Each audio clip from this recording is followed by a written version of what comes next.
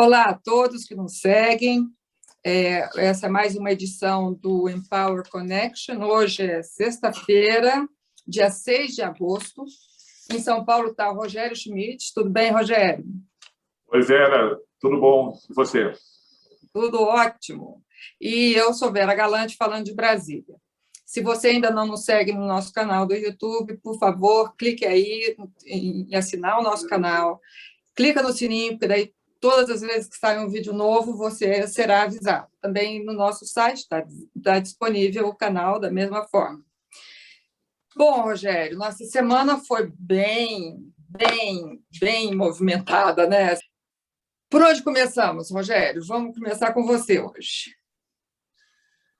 Pois é, nós estamos agora voltando aí ao período normal, né, da política brasileira. Terminou o recesso parlamentar, como você lembrou, terminou também o recesso do judiciário. Isso. E o presidente Bolsonaro ficou aí 2 semanas, né, sozinho aí ocupando o palco, né? Então só se falou de Bolsonaro praticamente nesse período, porque o executivo não tinha ali o judiciário e o legislativo para lhe fazer contraponto, né? Agora voltou a ter, né? É exatamente essa relação aí, às vezes, tensa entre os 3 poderes, que foi, eu acho, o principal destaque da semana, né? Porque o Bolsonaro estava sozinho, né? Só voto impresso na veia diariamente, enfim. Mas agora, né, as coisas devem voltar aí para um curso mais que a gente estava habituado antes do recesso. A CPI, por enquanto, voltou assim, acho que em marcha lenta, né? Não teve assim, grandes. Tá bem morninha, né? Não teve ainda grandes depoimentos, mas acho que o tema da semana é toda a tensão aí em relação à disputa do voto impresso, que virou a principal, por enquanto, né? Se tornou a principal bandeira política pelo menos do presidente, né? Na retórica do presidente, né? E só para registrar, essa semana, ontem, na quinta-feira, a Câmara dos Deputados, como já era previsto, né? A comissão especial da Câmara que está por onde estava tramitando a PEC, né? Que institui o voto impresso, rejeitou, né, a adoção do voto impresso, pelo menos nas eleições de 2022, né? E foi uma derrota até expressiva, né? Foram 23 votos contra o voto impresso e só 11 a favor, né? Então é 2 contra 1, né? Exato. O presidente Bolsonaro então colheu, né, essa derrota, como ele ideologizou demais o assunto, né? Colheu essa derrota aí, que na minha avaliação ainda, acho que talvez você queira comentar também, mas ainda que o presidente Arthur Lira disse que a PEC ainda pode ser levada para votar direto no plenário, parece que esse resultado de ontem na comissão especial já sepulta, né, de uma vez as chances do voto impresso em 2022, mesmo que vá para o plenário, porque os partidos políticos, estão contra. A grande maioria já se manifestou, né, contra, né? A grande maioria se manifestou contra, mas o presidente Bolsonaro continua batendo nessa tecla. E ele está debitando essa derrota na comissão ao ministro Luiz Roberto Barroso, que foi convidado pela comissão para esclarecimento sobre a urna eletrônica. A retórica, vamos dizer, do presidente aqui, Barroso foi lá para fazer lobby pela urna eletrônica, como está, então ele mudou a cabeça de todos os deputados. Ministro não faz isso, né? Assim, de lá se convida para ir numa comissão e entra lá. Isso seria uma invasão do outro poder. E só pode ir convidado, isso aí nós sabemos. E nem convocado ele foi convidado como presidente do TSE. Então, essa culpa ele não tem, né? Agora, também, o que está acontecendo com o voto, com a urna eletrônica e toda essa retórica, provocou uma reação importante da sociedade civil. Sim. Saiu ontem um manifesto que começou com 600 assinaturas, já está em mais de 7 mil, já não sei nem quantas tem mais. Quer dizer, ontem à noite tinha 7 mil, e agora não sei quanto tem. Então, empresários, grande parte do PIB brasileiro, empresários artistas, intelectuais, pessoas formadoras de opinião, setor financeiro, né? Todos assinando, dizendo que não, que eles estão de olho, que não apoiam nenhuma ruptura do sistema atual. É muito interessante ver isso, porque o empresariado apoiava Bolsonaro até outro dia, mas não apoia nesses arroubos. Pode até apoiar algumas políticas, isso aí não tem problema nenhum, mas nessa parte, na ruptura institucional, eles não apoiam. E isso deve ter sido um golpe muito grande para o presidente Bolsonaro. O fato é que, do ponto de vista institucional, né, Vera, o presidente Bolsonaro ficou isolado, né? Ele não tem votos para aprovar no Congresso o voto impresso, né? E no Judiciário também, a cúpula do Supremo é contra, a cúpula do TSE é contra. Inclusive, acho que também vale registrar, né, por conta aí dos exageros retóricos do presidente, aí, naquelas conversas lá com apoiadores no cercadinho do Alvorada, né, o presidente do Supremo, Luiz Fux, até cancelou aquela anunciada reunião, né, entre os chefes dos três poderes, né, o presidente da República, do Supremo, da Câmara e do Senado. Não, do Senado. Seria só do Senado e o Lira seria convidado. Né? Essa reunião que era para ter acontecido antes da hospitalização do presidente Bolsonaro, acabou sendo adiada e agora foi cancelada de vez, pelo menos até segunda ordem, né? Exato. Então, claramente, né, o presidente Bolsonaro já se deu conta que ele não tem condições de passar adiante essa proposta, mas isso pode acabar sendo até gasolina para que ele continue botando fogo no seu eleitorado mais cativo, né? Então, enquanto não surgiu, já foi a cloroquina, agora é o voto impresso, né? Qual será a próxima bandeira retórica do presidente para manter mobilizados seus eleitores, né? Pois é. Eu acho que a gente está numa situação de muita tensão. Mas, de qualquer forma, as Forças Armadas já sinalizaram que não apoiariam qualquer eventual golpe. Então, assim, ele não tem como. Ele não tem ambiente para golpe algum. Ele pode falar o que ele quiser, ele pode aumentar a tensão, ele pode, teoricamente, ser cassado pelo TSE por causa de irregularidades da campanha de 2018. TSE não vai assumir esse ônus, duvido, a não ser que ele continue provocando demais. Aí pode ser que sim, mas aí ele vai ter que ter a opinião pública a favor dele. Difícil. Então, eu acho que essa agonia vai durar bastante até o fim do mandato dele. E eventual reeleição que está complicada, mas também não é impossível. A gente assiste ao que aconteceu com o ex-presidente Trump nos Estados Unidos. Eu acho que já está gritando que ele vai ser derrotado. Se ele for derrotado, vai ser fraude, etc. Mas a gente tem pano para outras conversas, né? Senão a gente vai passar todo o programa falando das tensões, que vão continuar essa semana, mas a gente vai voltar a ela semana que vem, com certeza. Nós temos vale registrar, desculpa, Vera, vale só registrar, você mencionou aí de passagem, o TSE, essa semana, na reabertura do ano judiciário, instaurou, né, um inquérito administrativo, né, contra o presidente Bolsonaro, exatamente por conta dessas reiteradas alegações dele de que eleição sem voto impresso é ilegítima, é fraude. Então, isso no limite, é claro que é difícil de acontecer, né, mas no limite, aliás, eu até escrevi sobre isso no artigo ontem no site, né, pode até resultar na inelegibilidade do presidente Exato. Bolsonaro para Exato. 2022. Não parece ser o cenário mais provável, mas é bom ficar de olho, né? Mas essa semana não foi só uma semana de crise entre os poderes, né? Não, exatamente.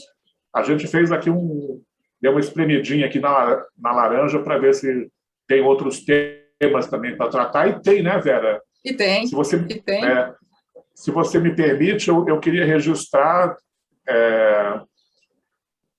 o avanço, né, da pauta econômica no Congresso, né?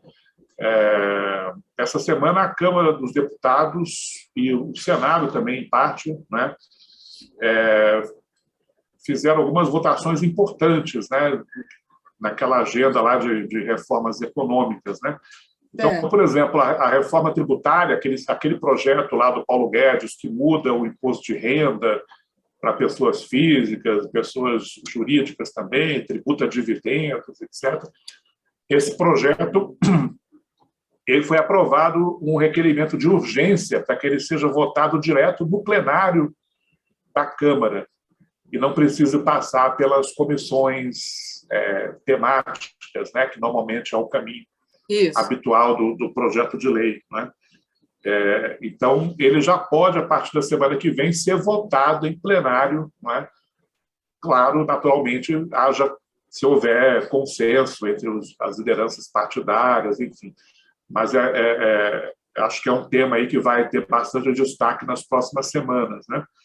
E a outra votação importante que teve, isso foi na quarta-feira, e ontem, na quinta-feira, o plenário da Câmara aprovou aquele outro projeto do Ministério da Economia que permite a privatização dos Correios. Dos Correios, importantíssimo. Então, esse projeto foi aprovado também no plenário e já foi agora enviado para o Senado, né? Vale registrar que eu me dei o trabalho de pegar aí o placar dessas duas votações. A reforma do imposto de renda, o pedido de urgência foi aprovado com 278 votos, a maioria, né? E a privatização dos Correios com 286. São maiorias folgadas, né? Mas interessante que nos dois casos, fica abaixo dos 308, que é o quórum mínimo, 3/5, na verdade, né? 3/5. Para aprovação de emendas constitucionais. Então,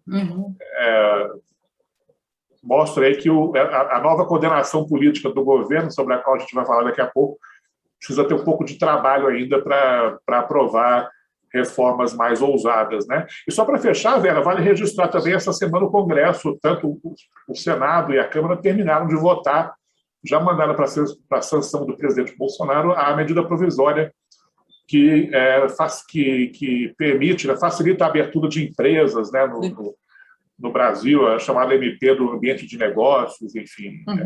Isso acho que é um outro avanço importante na legislação que precisa ser registrado, né? Sim, sem dúvida. Mas, já que você já levantou a bola, vamos falar da coordenação política. O presidente selou a aliança dele com o Centrão, nomeando o informalmente chamado de presidente do Centrão, porque não existe, o Centrão não existe, ele é uma entidade etérea, né? Mas é informal. O presidente do PP, o senador Ciro Nogueira. Teve um efeito cascata interessante, né? Que daí foi Ciro Nogueira, veio na CPI o suplente, que daí o suplente do suplente Ciro Nogueira é Flávio Bolsonaro. É interessante a gente ver essa cadeia aqui. Mas Ciro Nogueira agora é o ministro da Casa Civil, que é o ministro mais importante do governo, porque ele que administra o governo. Mas também ele tem a incumbência de interagir, de interlocução com o Congresso Nacional. Deve ser muito mais fácil a interlocução com o ministro Ciro Nogueira do que foi com o general Ramos. A gente não pode comparar, mas o general era o ministro, então. Mas o Ciro Nogueira vai ser... Ele disse que ele é um amortecedor, ele vai ter um papel difícil pela frente, porque esse acirramento de ânimos entre o presidente Bolsonaro e os outros poderes, quer dizer, por enquanto está com o judiciário, o Congresso se calou sabiamente, acho que não vale a pena entrar nessa briga agora, vai ter um momento que o Congresso vai ter que se posicionar, mas não é agora. Mas o Congresso vai ter muito mais abertura com o ministro Ciro Nogueira do que teve com o general Ramos, com mais facilidade de passar emendas e projetos que agradem ao presidente Bolsonaro. Então, o Bolsonaro agora tem uma situação um pouco mais confortável no Congresso.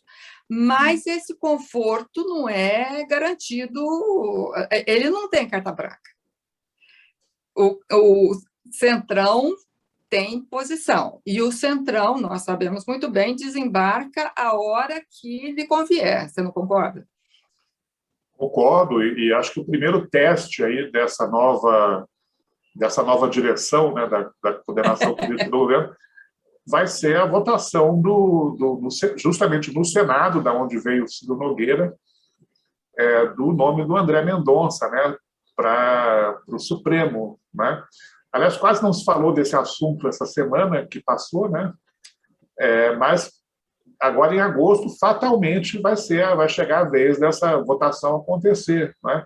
Isso. E o governo precisa dos votos do Centrão no Senado para aprovar a ida do André Mendonça e também a recondução do Aras, né, do Augusto Aras, para a PGR, né? Então, são dois testes aí, se não no curtíssimo, mas no curto prazo, que o Ciro Nogueira precisa entregar, né? Esses são dois testes.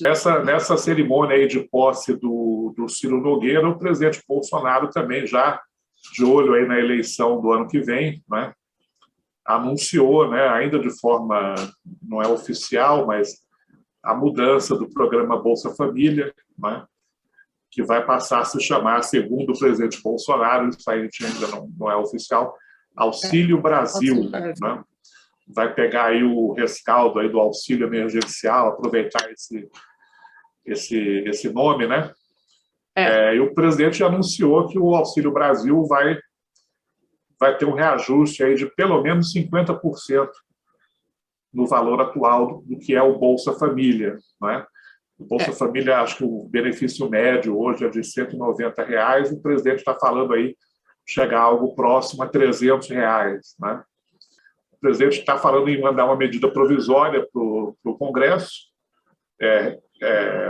para criar, né, o novo Bolsa Família, o Auxílio Brasil, mas está atrelando isso a uma aprovação de uma outra PEC que também seria enviada para o Congresso, que está saindo da cabeça do ministro Paulo Guedes, que é a regulamentação dos precatórios, né? Final da semana passada caiu esse meteoro, né, para usar a expressão do Paulo Guedes. Precatórios são decisões, são dívidas da União que são sentenças judiciais, né, que obrigam a União a pagar as dívidas, né, com estados, municípios, pessoas físicas, enfim, pessoas jurídicas. E surgiu aí um número de que o ano que vem o governo teria que pagar 90 bilhões de reais em dívidas de precatórios, né? Isso aí consumiria a maior parte das despesas discricionárias do orçamento, né? Então, o governo agora quer baixar uma PEC aí, regulamentando, fazendo um escalonamento desses pagamentos, justamente para ter espaço fiscal para aumentar, por exemplo, o Bolsa Família no ano de eleições, né? Então, esse segundo semestre aí, além de toda aquela agenda econômica que já está no Congresso, vão ter pelo menos mais dois itens, né? A PEC dos precatórios e a MP do novo Bolsa Família, né? Bastante coisa para gente, bastante assunto para a gente se discutir aqui nos próximos programas. Pois eu gostaria de terminar só com uma notinha de rodapé. Aqui nós recebemos, o Brasil recebeu a visita do secretário de Segurança Nacional do presidente Obama. Desculpa, Biden. Ato falho. falíssimo, mas, enfim, do presidente Biden. Então, foi uma visita, na verdade, da Casa Branca, não foi do secretário de Estado, foi uma visita organizada pela Casa Branca. E o foco é 5G e meio ambiente. 5G eles trataram aqui, e o interessante dessa visita é que, pela primeira vez, uma comitiva da Casa Branca se reúne com governadores para falar sobre meio ambiente, ignorando totalmente o Ministério, quer dizer, quase totalmente o Ministério do Meio Ambiente.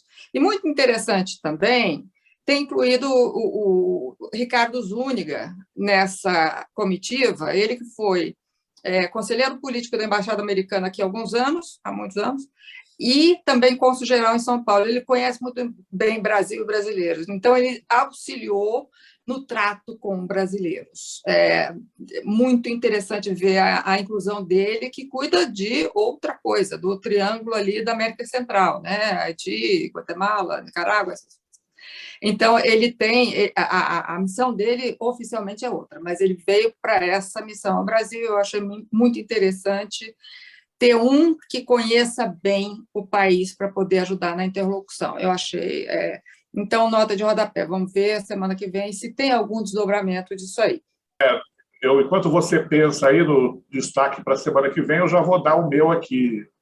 Semana que vem, tudo indica que será votado no Senado a revogação da Lei de Segurança Nacional, que já foi aprovada na Câmara, né, acho que em maio, isso, e que agora está para ser votada no Senado aí, num momento também bem oportuno, eu diria, né? Quer dizer, a Lei de Segurança Nacional é um dos últimos resquícios aí do regime militar, né, da ditadura, e a revogação dela aí, em plena crise do Poder Executivo com os outros poderes, justamente nessas questões aí de qualidade da democracia, acho que estaria uma mensagem simbólica muito importante também para o país nesse momento, né?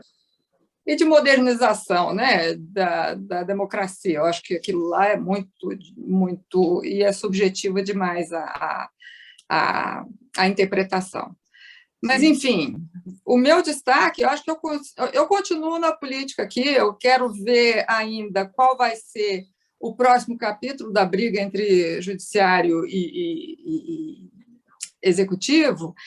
Na verdade, eu estou pagando para ver quem vai ser da turma do Deixa Disso, né? Que vai fazer a mediação entre os dois, porque eu agora não consigo ver, a não ser, quem sabe, Ciro Nogueira, ali na Casa Civil, que pode ser que seja mais um papel que ele resolva assumir, já que ele se intitulou amortecedor, quem sabe.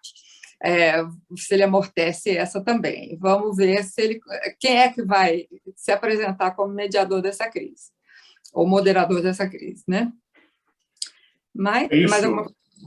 Então. Não, acho que sexta-feira que vem é sexta-feira 13 de agosto, ainda por cima. Então, vamos torcer aí para o mundo não acabar, né? Não, eu acho que só dia 14. Dia 13, ou dia 13 depois do programa. Vamos lá. Gente, a todos um ótimo final de semana, se cuidem, se agasalhem e mantenham o distanciamento social e a máscara, porque a crise, a pandemia parece que está voltando com força, né? Ok, então, nós falamos todos na próxima sexta. Obrigado, Vera. Próxima sexta. Obrigado a todos, até logo. Tchau. Tchau, tchau.